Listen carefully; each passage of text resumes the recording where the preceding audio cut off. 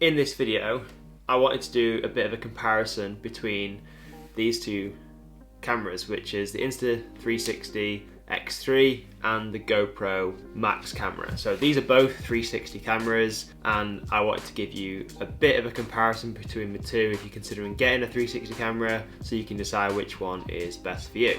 So Insta360 were kind enough to send this camera out for me to review and test for the launch, which was a few weeks ago, I think. I've had the GoPro Max for a while now, so this has been my go-to 360 camera for the last couple of years, I think. If you don't know what a 360 camera is, basically you have the ability to shoot everything.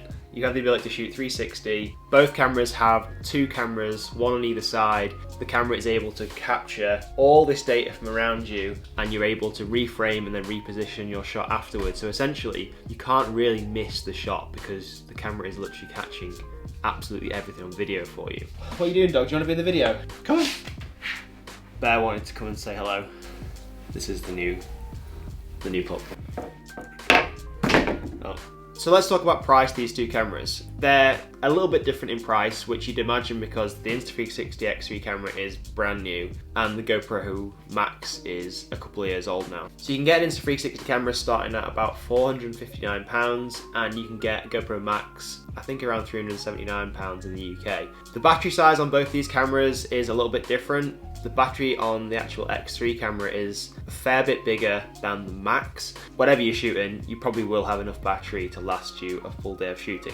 The screen size on both these cameras, they're a little bit different. As you can see, the screen on the X3 here and the Max. The X3 camera has a lot bigger screen, which I really do prefer, especially when you're using it in touchscreen mode and you want to navigate between the different shooting modes and changing the settings and stuff. I just feel the X3 is a little bit more modern, easier to use, easier to navigate, whereas the Max is a little bit more fiddly just because of the smaller screen, as you'd imagine. You have to be quite perfect with where you're touching the screen. It's just a better user experience on the X3 in my opinion. As for stabilization, both these cameras have inbuilt stabilization, so they're super stable whatever kind of activity you are doing. GoPro has their hyper smooth and Insta360 has their flow state, which are really good stabilization. No more shaky footage, and you don't need to use a gimbal, which is amazing. The weight of these cameras is fairly different between the two. One thing I noticed when I was testing the X3 a few weeks ago was it is a fairly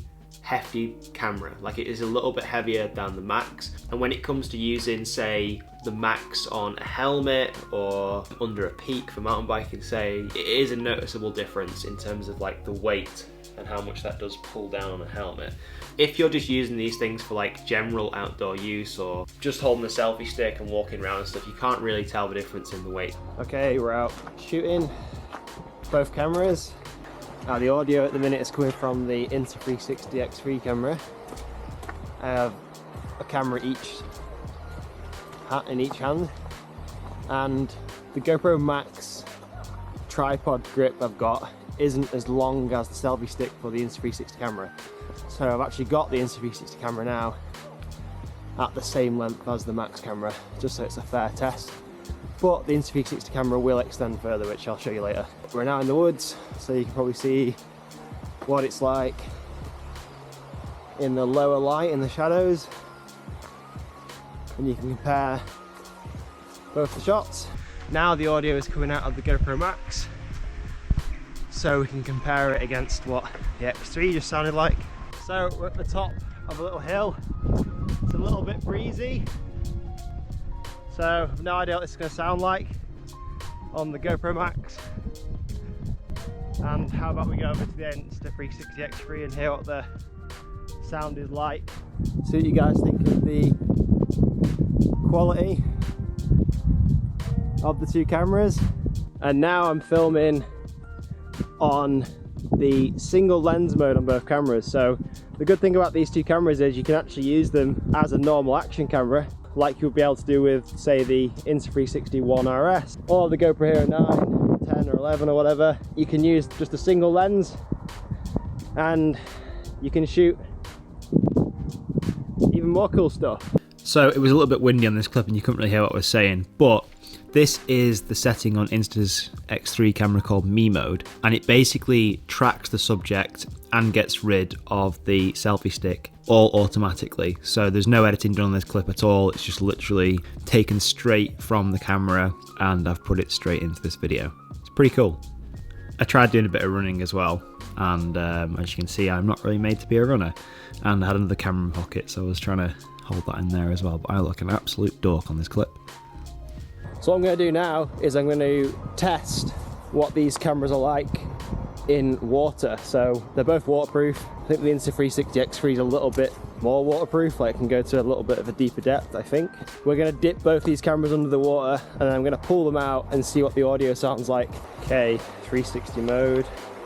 Let's hope I don't fall in.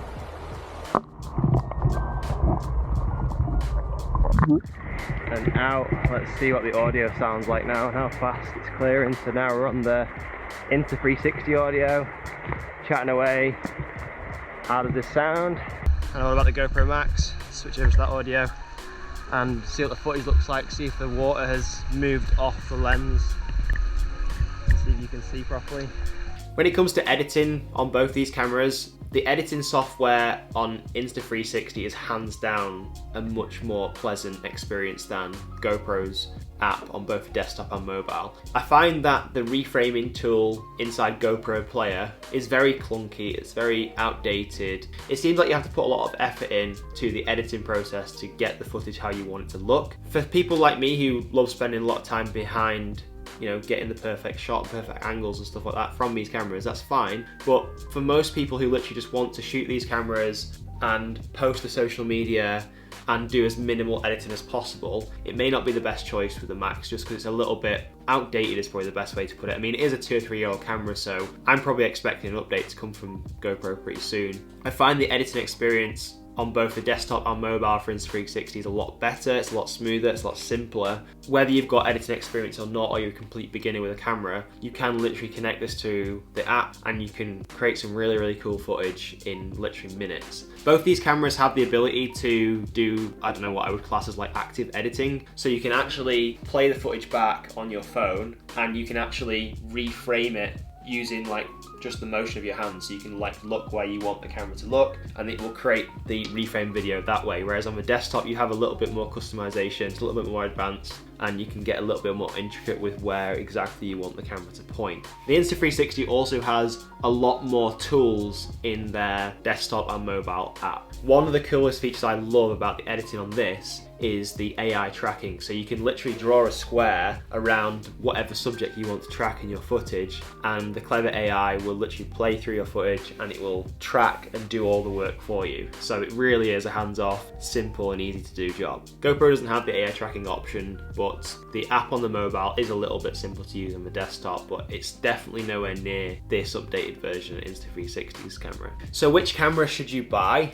Well, that's a tricky question. And I don't like saying it depends, because that's a really, really vague answer. But at the minute, I am really gearing towards the X3 camera just because of how new it is, the features on it, the quality of the footage, the camera, everything. Even the usability is a lot simpler for whatever you're doing, whatever sport. I'm really enjoying this camera. So at the minute, I would strongly recommend checking this camera out. The Max is a good 360 camera. They both shoot 360, they both do a really good job.